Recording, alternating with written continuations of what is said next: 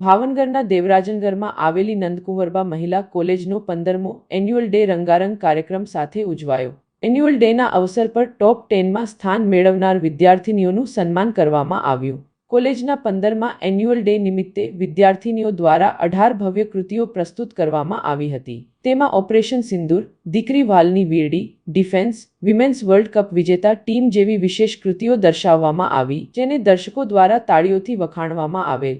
નંદકુંવરબા મહિલા કોલેજના આ કાર્યક્રમમાં કેન્દ્ર સરકારના રાજ્યમંત્રી, યુનિવર્સિટીના કુલપતિ ભરતભાઈ રામાનુજ, કિરીટભાઈ સોની, તેજભાઈ શેઠ, દિલીપભાઈ કામાણી, રંગોલી રિસોર્ટના એમડી અનિરુદ્ધસિંહ ગોહિલ સહિત રાજકીય અને સામાજિક ક્ષેત્રના આગેવાનો ઉપસ્થિત રહ્યા હતા। વિદ્યાર્થીનીઓ અને વાલીઓની મોટી સંખ્યામાં હાજરી દરમિયાન રંગબેરંગી કૃતિઓને લઈને કાર્યક્રમનો ઉત્સાહ અને આનંદ બે ગણો વધી ગયો હતો। આ કાર્યક્રમ દ્વારા વિદ્યાર્થીઓની પ્રતિભા અને સાંસ્કૃતિક દક્ષતા દર્શાવવામાં આવી।